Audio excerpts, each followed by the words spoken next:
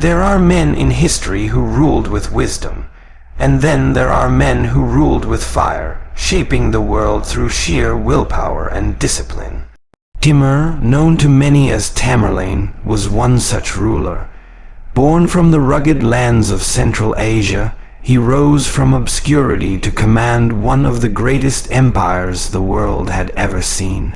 His story is not just about conquest, it's about vision when you respond without self, consciousness, and divine purpose.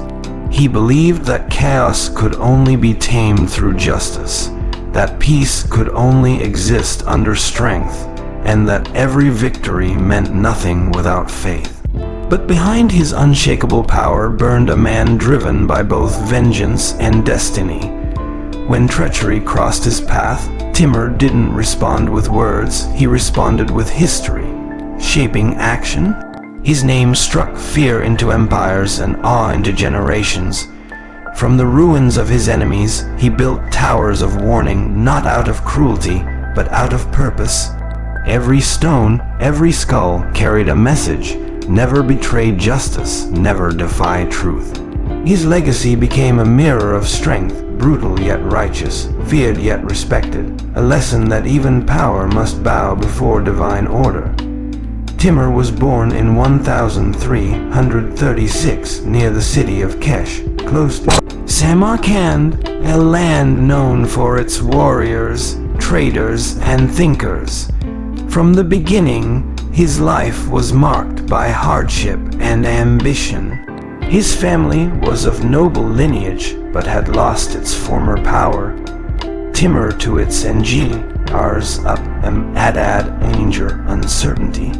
Yet even as a child, he displayed unusual courage and sharp intellect. While others of his age played games, Timur studied the art of leadership and battle, observing how men of power commanded loyalty and respect. He believed that destiny favored those who prepared their hearts with discipline and their hands with skill. In his youth, Timur suffered an injury while fighting an arrow wound that left him with a limp in one leg and a weakness in one arm. Many mocked him, calling him the lame one, but that weakness became his symbol of strength. It reminded him that greatness was not given to the perfect, but to the persistent. He trained harder than others, strategized better than his rivals, and learned to turn every limitation into a weapon of willpower. His limp did not slow his ambition, it sharpened it. Timur grew up in an age of chaos. The Mongol Empire had fallen apart, and Central Asia was divided among rival warlords, each hungry for control. Timur saw opportunity in the ruins. He began gathering a small band of followers, men who were loyal not because of gold, but because of his vision. He treated them with fairness, demanded discipline, and inspired them with the dream of restoring order where chaos ruled. To them, Timur was not just a warrior, he was a leader who believed in destiny. As he grew older, Timur's reputation spread through the lands. He became known for his wisdom in council and his unmatched skill in battle. He studied war not as an act of destruction, but as a science of balance, where timing, patience, and courage shaped victory. His strategies were precise, and his knowledge of terrain and movement was legendary.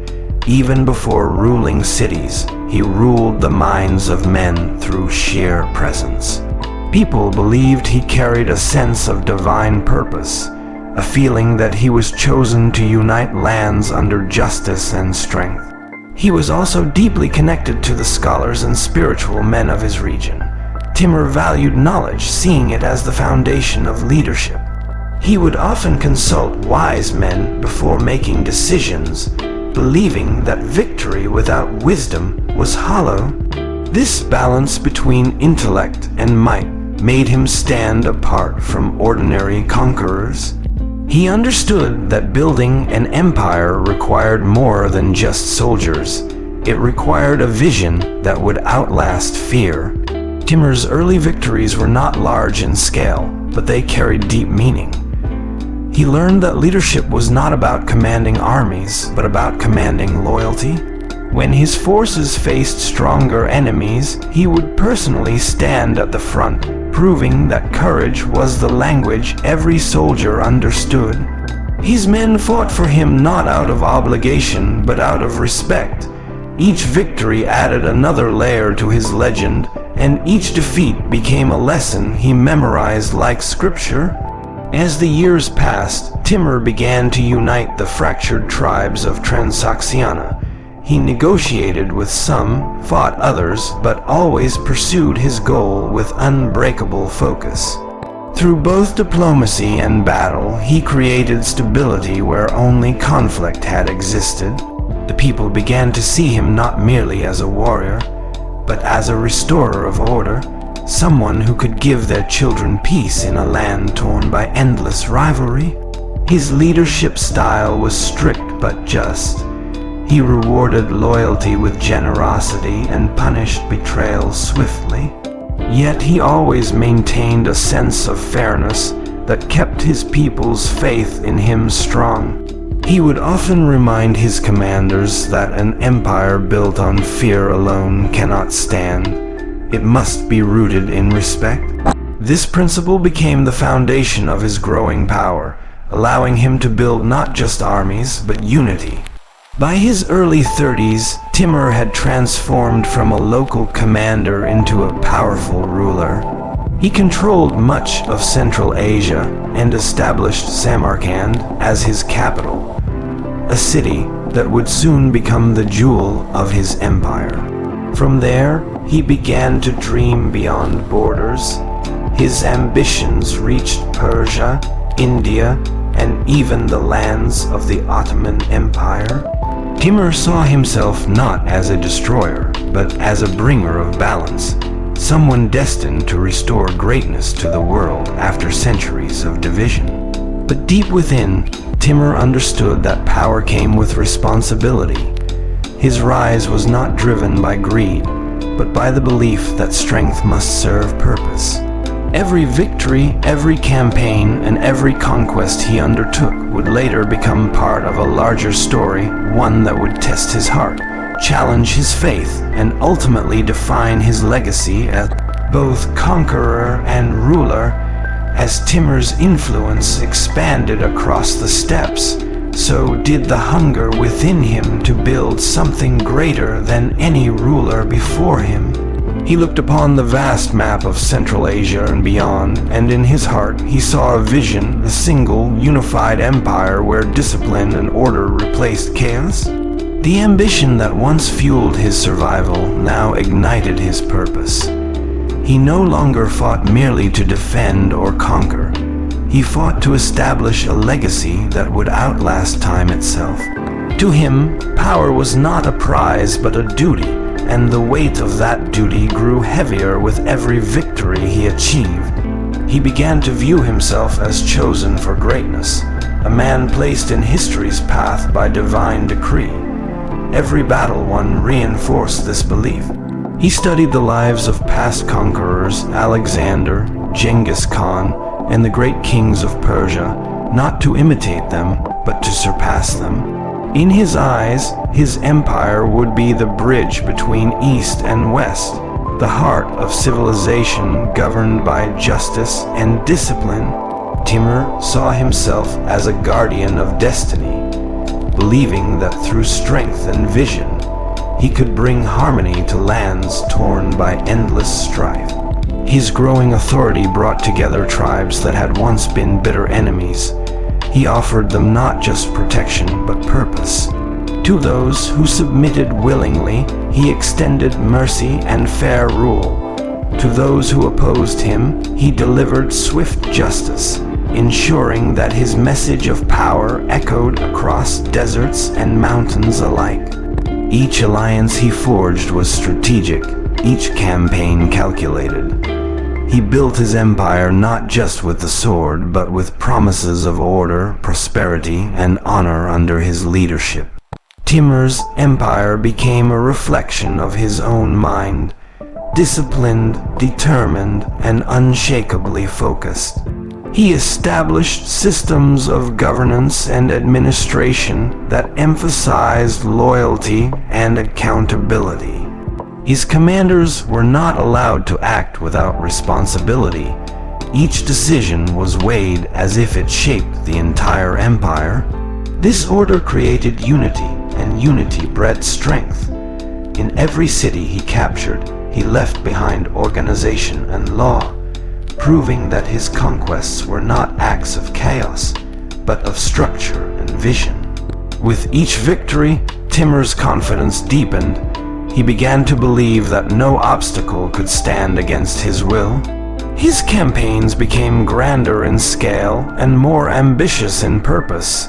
Yet even as he gained power, he remained cautious of complacency. He would often remind his generals that a ruler who forgets struggle invites weakness. To maintain the sharpness of his empire, he ensured constant readiness. His soldiers trained relentlessly, his scouts roamed distant lands, and his envoys gathered intelligence from every direction. As his dominion spread, Timur's dream of an unshakable empire grew clearer. He imagined a realm stretching from India to the Mediterranean, a network of lands united under his vision of discipline and faith. He invested heavily in the development of Samarkand, transforming it into a magnificent capital that would symbolize his greatness. Artists, scholars, and builders were brought from distant regions to create wonders that would speak of his reign for centuries. His empire was not only a fortress of war, but a cradle of culture and learning. But behind this grandeur, Timur's ambition carried a darker fire. He could not bear the thought of rebellion or disobedience. In his view, defiance was not merely a political act. It was an attack against order itself. He saw every uprising as a threat to divine justice and a personal insult to his authority. Thus, as his empire grew, so did his intolerance for betrayal. His belief in absolute unity made him merciless toward those who disturbed it, planting the seeds for the ruthless vengeance that would later define his legacy. Despite this sternness, Timur's sense of justice remained rooted in principle. He believed that fear was not the goal, respect was. Yet he knew that respect often required strength. His code of governance was clear, loyalty was rewarded with honor, and treachery was crushed without hesitation. Through this balance, he maintained control over vast territories with minimal rebellion. The people of his empire admired his strength even as they feared his wrath, for they saw in him a ruler who delivered both security and order. Timur's dream was not limited by geography or time. He envisioned a world in which his name would command awe from every corner of the earth. He built roads, expanded trade routes, and encouraged scholars to preserve knowledge, understanding that a true empire thrives not only on conquests but on wisdom. His empire became a living machine of progress and power, driven by ambition, yet guided by intellect. The vision that began as a dream in the deserts of Transoxiana had become a living reality. By this stage of his life, Timur was no longer satisfied with victory. He sought immortality through legacy. Every campaign, every decision was part of his grand design to engrave his name into the foundation of history.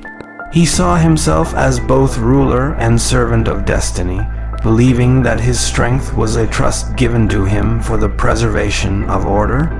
Yet destiny would soon test that belief, for even the mightiest visions invite resistance, and resistance would awaken within Timur a storm of vengeance unlike anything the world had ever seen.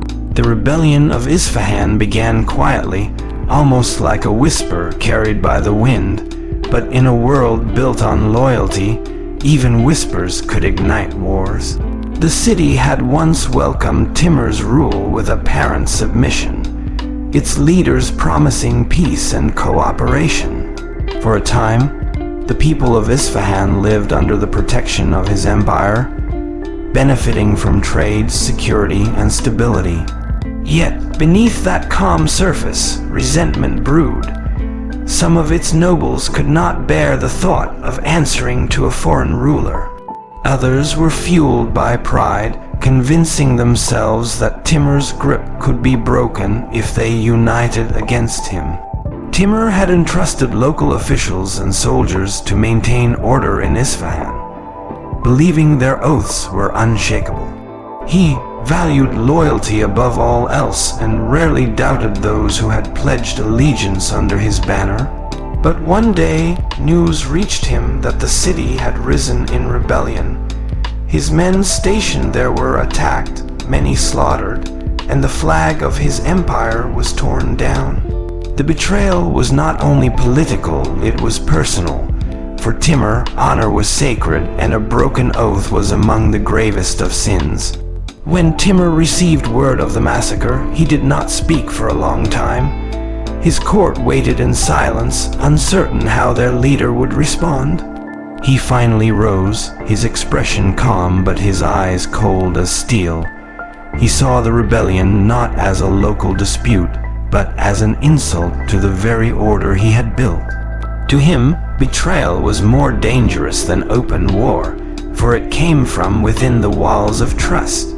The message he received from Isfahan that they had turned on his men after swearing peace burned in his heart like a brand. He gathered his council and demanded a full account of the situation.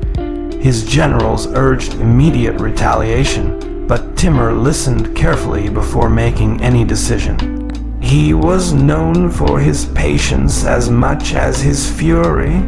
He examined the reasons behind the revolt, the influence of prideful nobles, the whispers of foreign powers who envied his strength, and the false belief that he could be defeated. Timur saw clearly that this rebellion was not born of necessity, but of arrogance. And arrogance, he believed, must be crushed completely, or it would grow like a weed. Before marching to war, Timur offered one chance for repentance. He sent envoys to Isfahan, giving its leaders an opportunity to seek forgiveness and restore peace. But they, blinded by pride and misled by those who sought chaos, responded with arrogance and defiance. They believed Timur's army was far away and that his forces would not return swiftly enough to retaliate. Their refusal sealed their fate. When the messengers returned, Timur's patience turned to determination. The time for diplomacy had passed. He began preparing his army with methodical precision. Every soldier knew the reason for the campaign, not conquest, but justice. Timur addressed his men, speaking of betrayal as a poison that could destroy even the mightiest empire. He reminded them that their fallen brothers in Isfahan had trusted the word of peace, only to be slain. "We march not for conquest," he said, "but to defend the honor of the loyal and the word of the just." His army, bound by faith and unity, prepared to move with a silence that spoke louder than any roar of vengeance. As the army advanced across the Persian plains, the people of Isfahan began to feel the weight of fear. They had underestimated Timur's speed and discipline. His forces moved like a storm, organized, relentless, and unstoppable. Villages that had once whispered rebellion now rushed to surrender before his arrival. Everyone who had doubted his reach now saw that his authority was not a shadow cast by distance, but a force that stretched across nations. By the time Timur's army reached the outskirts of Isfahan, the city was surrounded. His banners flew high under the cold sun, and the sound of war drums echoed across the walls. Inside, the city's leaders panicked, realizing too late that they had misjudged both the man and the moment. Timur's envoys once again offered peace. But this time it came with a warning. Submit, they said, and you may live under mercy.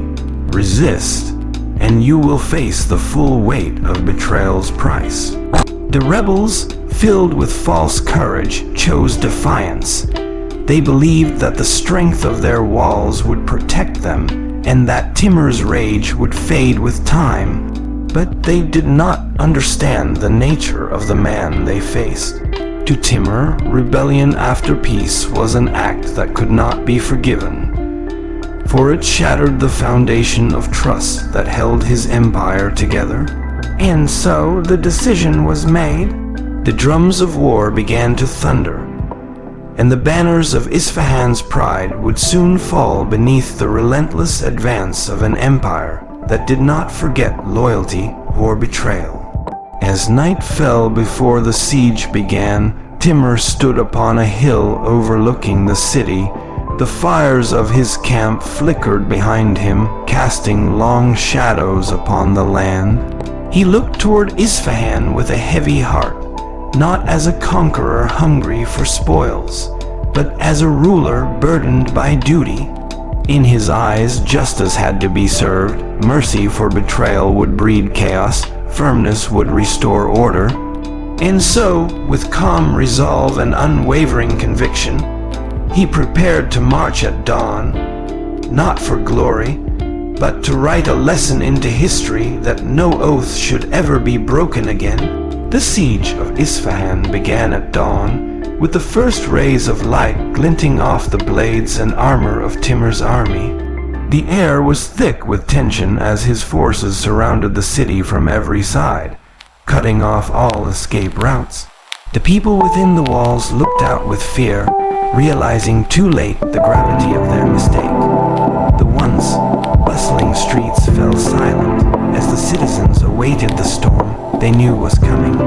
Timur's army moved with precision, not as a mob of vengeance, but as a disciplined force under a ruler who demanded order even in war. Timur did not rush the assault. He was a strategist before he was a conqueror, and he understood the power of patience in breaking the will of the enemy. His men encircled the city completely, sealing it like a jar. No food, no aid, and no messenger could enter or leave. Days turned into weeks, and hunger began to gnaw at the hearts of those inside. The leaders who had once shouted for rebellion now hid in fear, their arrogance crumbling under the weight of their own decision. The people, trapped between loyalty to their city and the instinct to survive, began to whisper of surrender. From his command tent, Timur observed everything. His eyes missed nothing, every move of the enemy, every sign of weakness. He received reports day and night from his scouts, each one confirming that Isfahan's strength was fading. Still, he did not order a full attack immediately. He preferred to let the enemy's pride collapse before his army even breached the walls. For Timur, victory was not only about conquest, it was about teaching a lesson so powerful that rebellion would never rise again. Eventually, the city's gates were open, but not in triumph, in desperation. A delegation came forward, hoping to beg for mercy. They carried symbols of submission, hoping that their act of humility might cool Timur's anger. Timur listened to their pleas with a calm expression, but his heart was still heavy with the memory of the betrayal. Thousands of his soldiers had been killed after swearing peace. Their trust had been repaid with blood. He could forgive many things, defeat, defiance, even insult, but not betrayal of word and faith. Despite that, Timur did not order immediate destruction. He allowed the city to surrender, accepting their tokens of submission. For a brief moment, it seemed as if mercy might win. The gates were open, and his forces entered the city peacefully.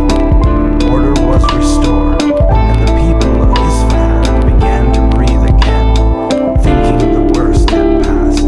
But within days, the truth emerged. Some within the city still conspired to attack Timur's soldiers from the shadows.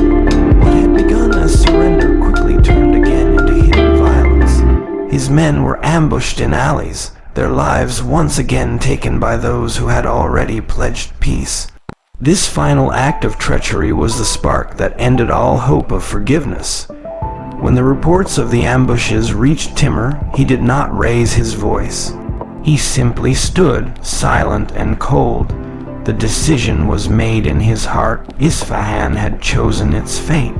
The betrayal had repeated itself, proving that peace could not be trusted among those who treated oaths as words without meaning. From that moment, the siege turned from a campaign of justice into a warning for all who might follow the same path.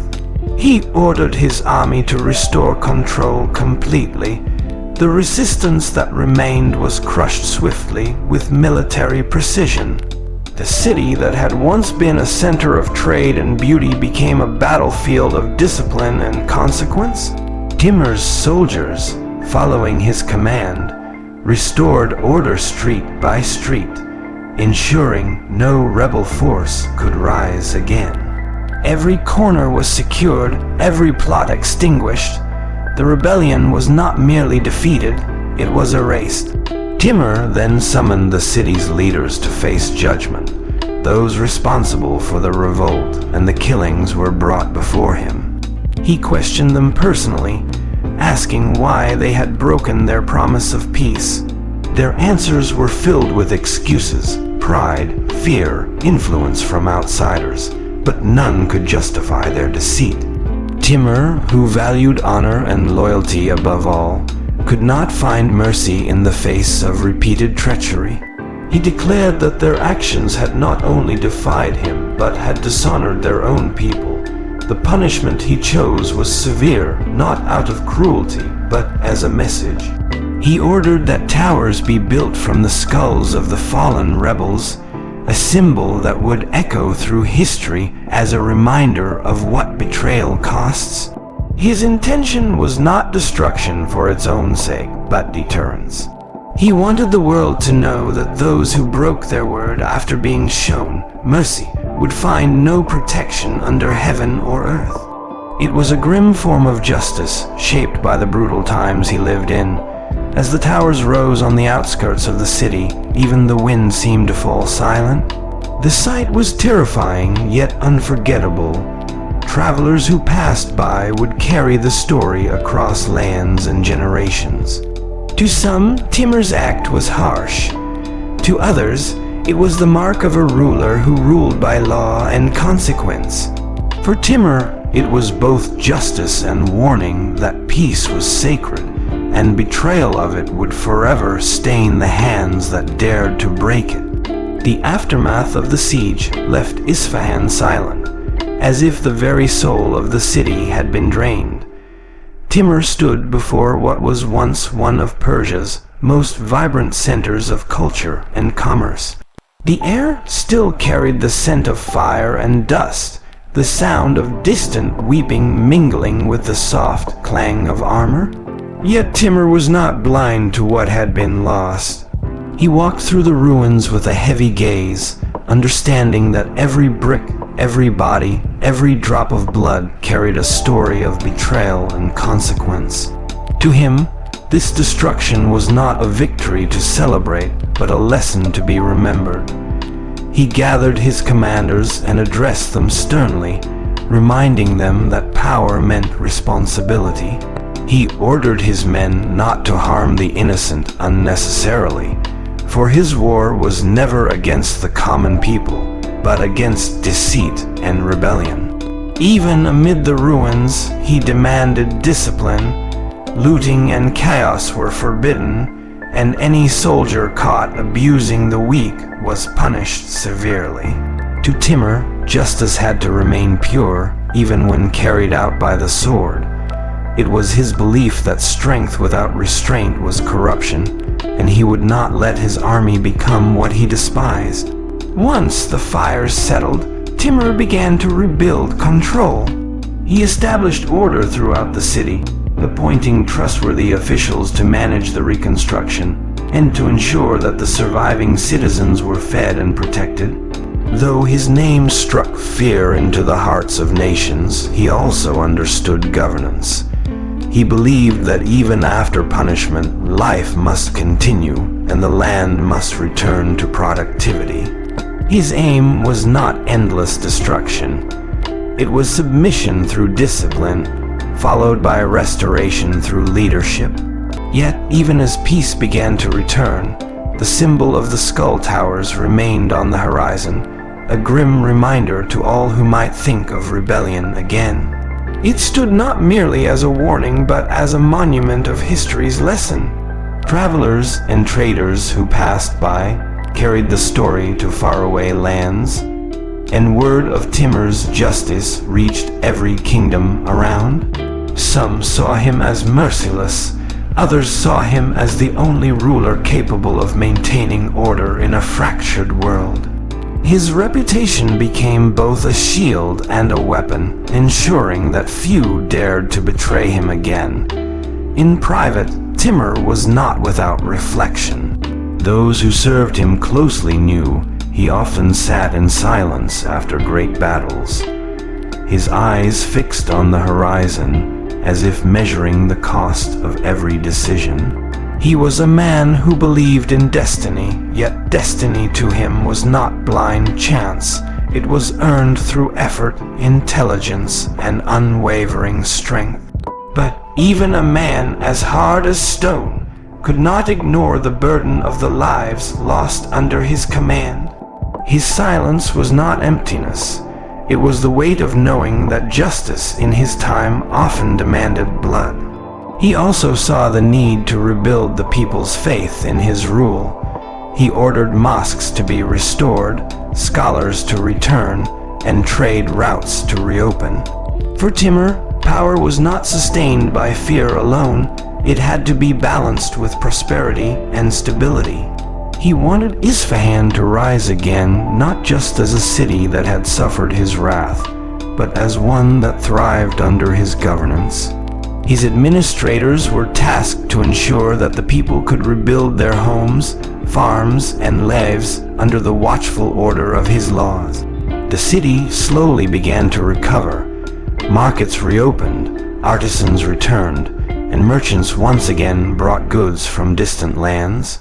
Though the scars of the rebellion could still be seen, there was life once more among the ruins. Timur's name, though heavy with fear, also carried respect. His subjects learned that obedience under his rule brought safety, stability, and even growth. In his mind, this balance, fear and fairness, was what kept an empire strong. The skull towers, however, were left untouched. Timur refused to have them dismantled. He wanted future generations to see them and understand the price of treachery.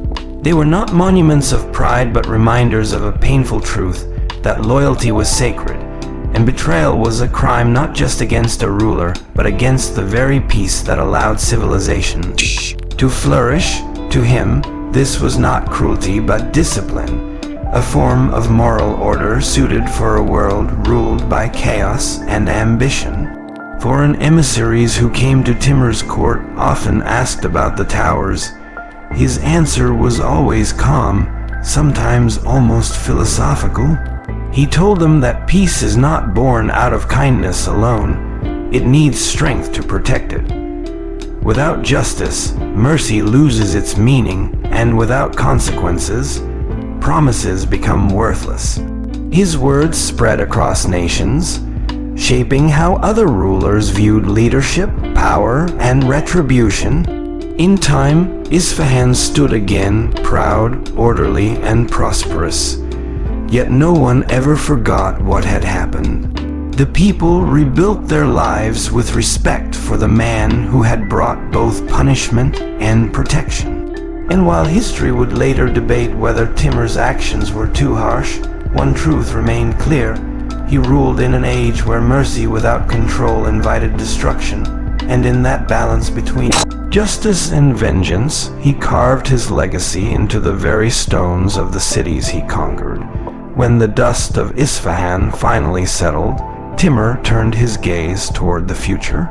He had made his point. Betrayal would never go unanswered. But now, he sought to restore what had been lost. The city that had once defied him was to become a model of discipline and loyalty under his rule. To achieve this, Timur began reorganizing the city's administration, ensuring that only men of integrity and loyalty would hold positions of power. He believed that betrayal was born not from the hearts of the people, but from the corruption of those who led them. His first step was therefore to cleanse leadership from greed and deceit. Timur summoned scholars, judges, and learned men to rebuild the foundations of justice in the city.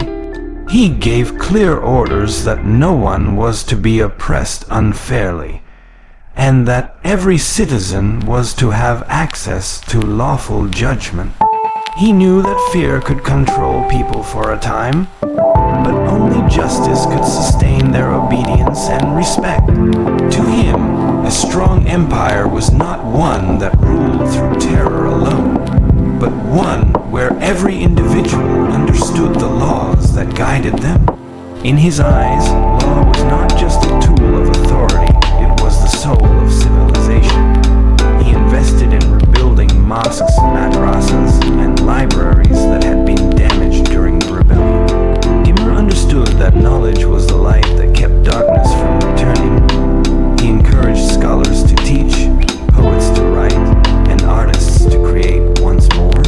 His empire, though known for its military strength, was also becoming a center of intellectual and cultural revival. The reconstruction of Isfahan became a symbol that from the ruins of war could rise a new age of enlightenment and discipline, guided by order and purpose.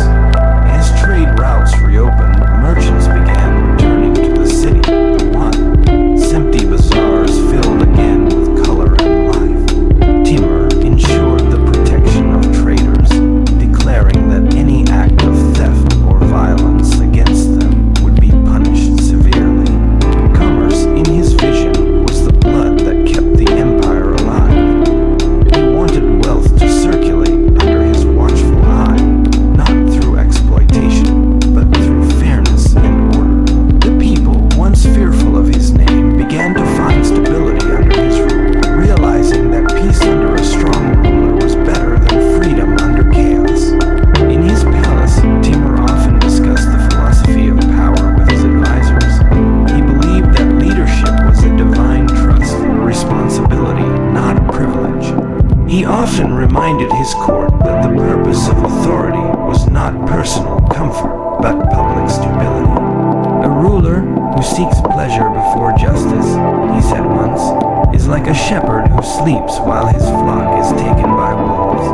His words spread among his generals and governors, shaping a culture of discipline that extended far beyond the battlefield. Timur also introduced systems to ensure that taxes were collected fairly. He despised corruption, and any official found stealing from the treasury was punished without hesitation. His approach was simple: justice for the people, loyalty for the throne. By restoring balance between the ruler and the ruled, he ensured that no rebellion could grow from resentment again.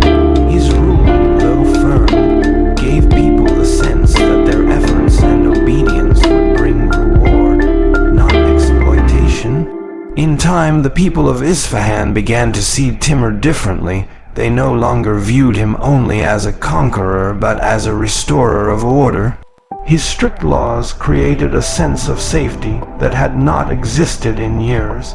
Travelers from distant lands spoke of a city that had risen from its ashes under the hand of a man who combined the mind of a scholar with the strength of a warrior. The streets once filled with fear were now filled with the sound of trade, learning, and prayer. Despite the stability, Timur never let his army grow idle. He believed that strength kept peace alive. His soldiers were trained daily, their discipline unmatched across continents. He rewarded loyalty generously, ensuring that those who served with honor shared in the wealth of the empire. But he also demanded complete obedience, for in his eyes, an undisciplined army was as dangerous as a disobedient city. This combination of generosity and discipline made his forces both feared and respected. Isfahan became a cornerstone of his empire, a city that reflected his philosophy of rule. He established academies where scholars and strategists studied together, merging knowledge of war with lessons of governance. Timur's vision was not only to rule but to create a system that would outlive him, a legacy built on order, wisdom, and the understanding that peace must be guarded as fiercely as war is fought. Through all these efforts, Timur demonstrated that even in the aftermath of vengeance, rebuilding and righteousness could coexist. He turned a city once broken by rebellion into a beacon of strength and knowledge. His name, once feared in Isfahan, became tied to the city's revival. And through his actions, he proved a timeless truth, that a ruler's greatness is not defined by how he destroys, but by how he restores, by how he brings discipline, justice, and purpose back to aid people who had once lost their way. After restoring order in Isfahan, Timur began to see the true weight of what it meant to govern a vast empire. His conquests had earned him fear and respect, but maintaining that power required something deeper: wisdom, justice, and foresight. He knew that a ruler who ruled only with the sword would one day fall by it. So he turned his attention toward building systems that would sustain peace long after the sound of battle had faded.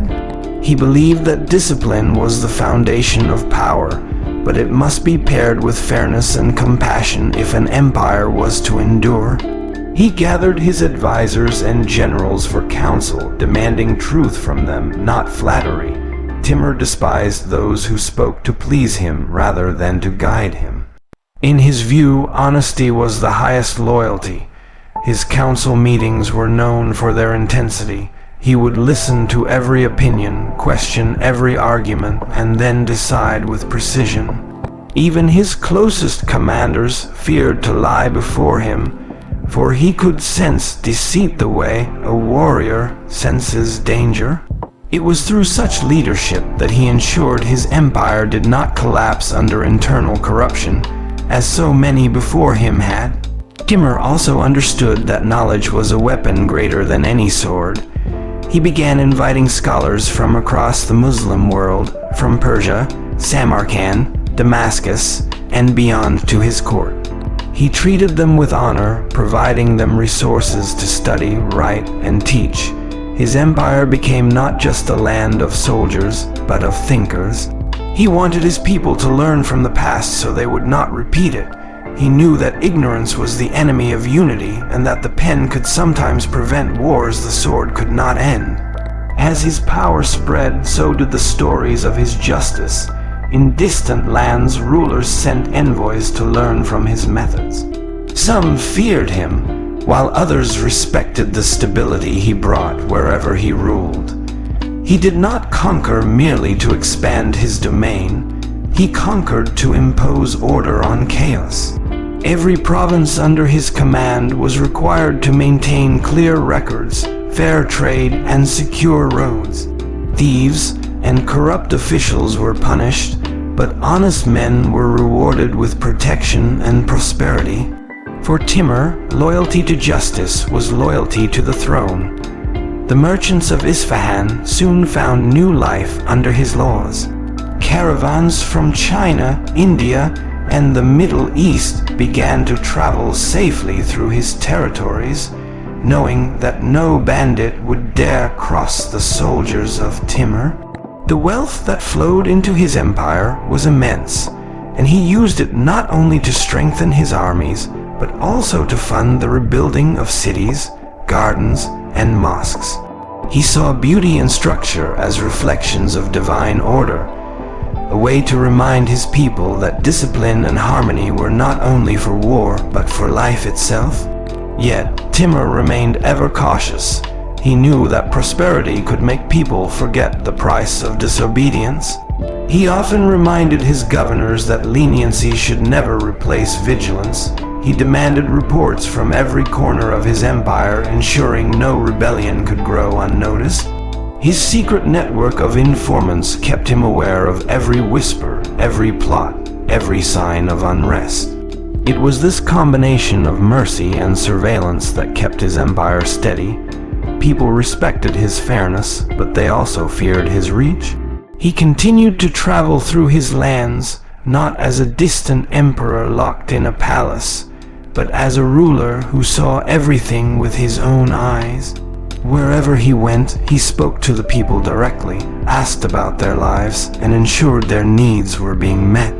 If he found injustice, he corrected it immediately, even if the guilty was one of his own commanders. He believed that leadership meant accountability before anyone else.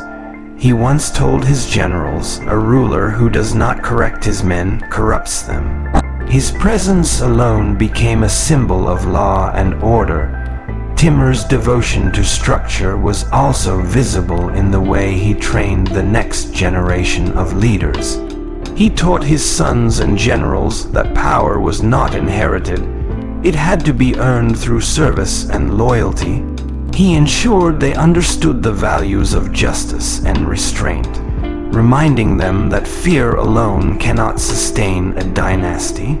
"Fear dies with the ruler," he once said, "but respect lives with the rule." Through such teachings, he tried to plant seeds of wisdom that would outlast his reign. Even his harshest critics could not deny that Timur's sense of justice was consistent. He treated betrayal and loyalty with the same intensity. One met his wrath, the other his reward. He believed that a ruler who rewarded disobedience was no better than one who ruled without justice. This fairness, though severe, made him one of the most respected leaders of his era. People began to see that his vengeance in Isfahan was not cruelty without reason, but a stand against treachery, a message that peace was sacred and must be protected at all costs. Over time, the empire Timur built began to shine as a beacon of order in a chaotic age. His cities flourished, his armies remained unmatched, and his name carried weight in every corner of the known world. Yet behind every victory was the same principle that guided his life, that power must be ruled by justice, and justice must be rooted in truth. His transformation from conqueror to lawgiver marked not only the evolution of his empire, but also the maturity of his vision, that greatness is not measured by the land one takes, but by the peace one preserves. As Timur's empire grew, so did the legends surrounding his power and authority. But behind the grandeur and fear his name inspired, there was a man deeply aware of the fragility of peace. He had seen firsthand how quickly loyalty could turn into betrayal, and how easily prosperity could breed complacency. That understanding made him vigilant, always watching, always ensuring that his empire did not grow soft. To him, the true enemy was not another king or army. It was the decay that began within when people forgot the values that built their strength. He continued to expand his territories, but with each new conquest, his approach became more refined. Timur no longer sought war merely for dominance. He sought to establish order where chaos reigned. Every city he conquered was reshaped under his laws, markets were reopened, scholars were invited, and justice was enforced. He saw himself as a restorer, bringing discipline to lands that had long forgotten fairness. The people soon learned that resisting him brought ruin, but obeying his rule brought safety and prosperity. His presence, though feared, often meant the end of lawlessness. To maintain this stability, Timur developed one of the most organized administrative systems of his time. He divided his empire into regions, each governed by trusted officials who reported directly to him. These governors were carefully chosen for their loyalty and wisdom, and their performance was closely monitored. If one grew corrupt or disobedient, he was replaced without hesitation. Timur believed that leadership was not a right, but a responsibility, one that had to be earned every day through service and justice. His administrative order became one of the cornerstones of his lasting legacy. Trade flourished across his territories as the Silk Road came under his control. Merchants who once traveled in fear now found protection under his banner. He knew that wealth was the lifeblood of civilization, and he took great care to ensure that his roads were safe and his markets fair. The taxes he collected were used not for luxury, but for building infrastructure, supporting scholars, and maintaining the strength of his armies.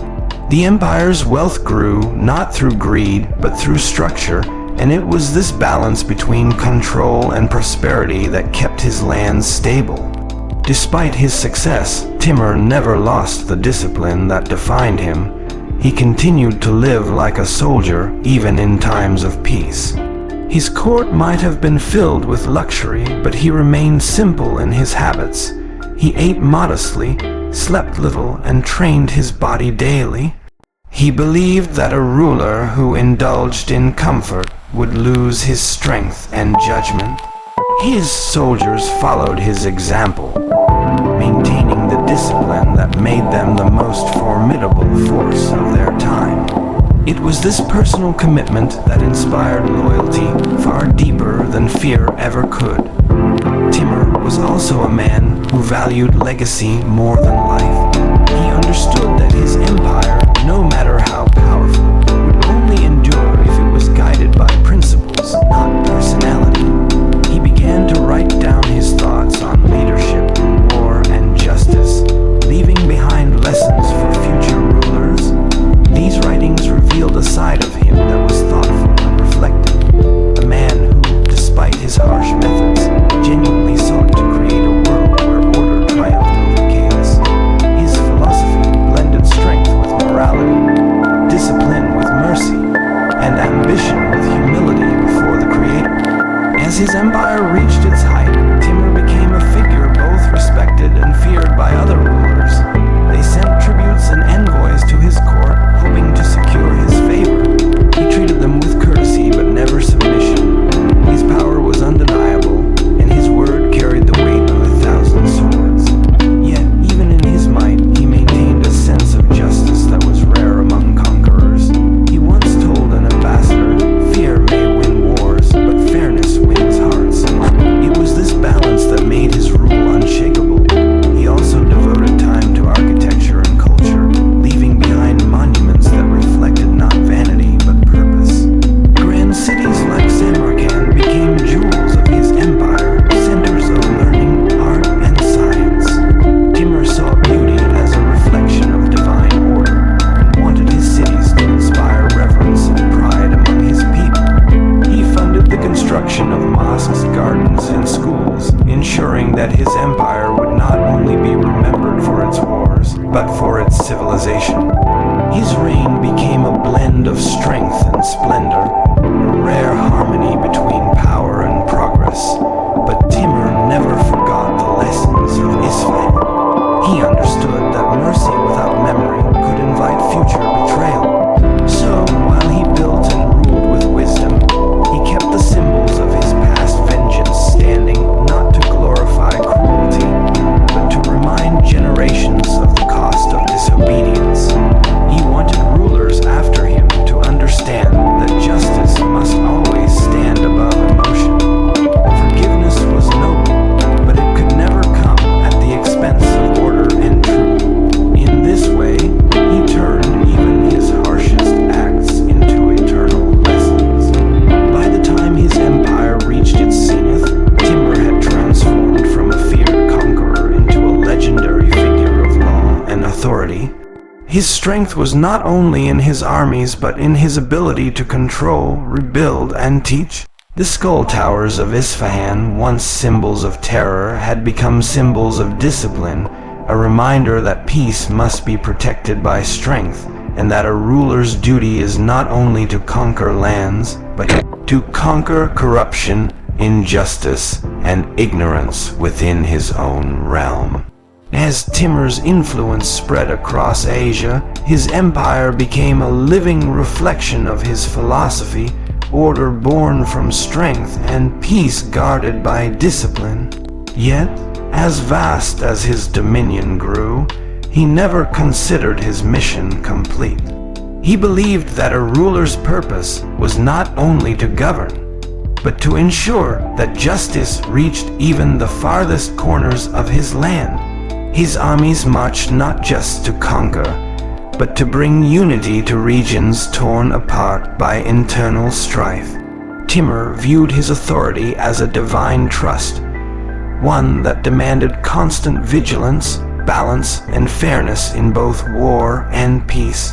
Everywhere he went, he carried with him a strict moral code for leadership. He demanded honesty, courage, and loyalty from those who served him. Deception and greed were treated as enemies of the empire, punished without mercy. His commanders knew that the greatest way to earn his favor was not through flattery or gifts, but through integrity. Timur valued truth even when it was uncomfortable, and would often reward a man who spoke truthfully against him more than one who spoke in praise. To him, loyalty meant serving justice before serving the throne. His court became a place where generals, scholars, and advisors debated the principles of leadership. Timur encouraged open discussion, knowing that wisdom often came from many minds, but he was always the final judge. His decisions were firm and precise, backed by careful thought. Those who stood before him could see that his authority came not from fear alone, but from the certainty that he understood what was right for his empire. In that way, he built a system that blended intellect and power, a balance that few rulers achieved. Timur also placed great emphasis on faith and discipline within his ranks. He reminded his men that success came by the will of Allah and that arrogance was the downfall of nations. Before great battles, he would call for prayer, reminding his soldiers that victory was not earned by strength alone, but by purpose and righteousness. He believed that divine justice favored those who upheld truth and order. His faith gave him both humility before God and firmness before men, guiding his rule through the trials of conquest and governance alike. The people under Timur's rule began to understand his pattern. His justice was swift but not blind, his mercy available but not cheap. When provinces submitted peacefully, he welcomed them with generosity, granting them protection, rebuilding their cities, and restoring their local leaders under his supervision. But when treachery returned, he dealt with it decisively. To his subjects, this duality was clear. Peace and prosperity were the rewards of loyalty, while rebellion invited ruin. In this way, Timur's empire ran on predictability, which bred both security and respect. Trade across his lands reached an unprecedented level. From the deserts of Central Asia to the cities of Persia and India, caravans moved safely under his banner. Markets flourished, craftsmen prospered, and scholars traveled freely. Timur understood that the true power of an empire lay not in endless warfare, but in sustaining life through knowledge, trade, and justice. His policies ensured that his empire was not only feared but admired. Travelers from distant lands wrote of cities that glittered under his rule, cities that had once been silent ruins. Though his conquests were vast, Timur often reflected on the purpose behind them. In his private moments, he spoke to his closest confidants about the nature of power. He said that a ruler's greatness was not measured by how much land he seized, but by how well he guarded the trust placed in him by his people and by God. To him, conquest was meaningless without order, and victory hollow without justice. This inner philosophy separated him from mere conquerors. It turned him into a statesman who sought permanence beyond his own lifetime. As his empire reached its golden age, Timur's legacy began to take shape not through the sword, but through the minds of those he inspired. His generals learned from his discipline, his governors from his fairness, and his scholars from his curiosity. The empire became a network of stability, each part connected by his laws and vision. The strength of his leadership had transformed a patchwork of fractured territories into a unified realm governed by respect and order. For Timur, this was his true victory, not domination, but transformation. He knew that his time on earth was limited, and he began preparing his successors for the burdens of rule. He reminded them constantly that power was a test, not a gift.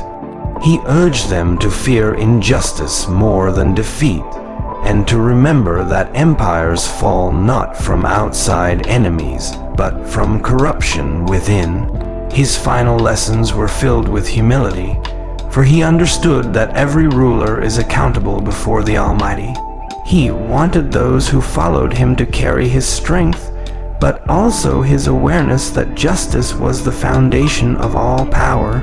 In the final years of his reign, Timur's empire stood as one of the most disciplined and prosperous of its age.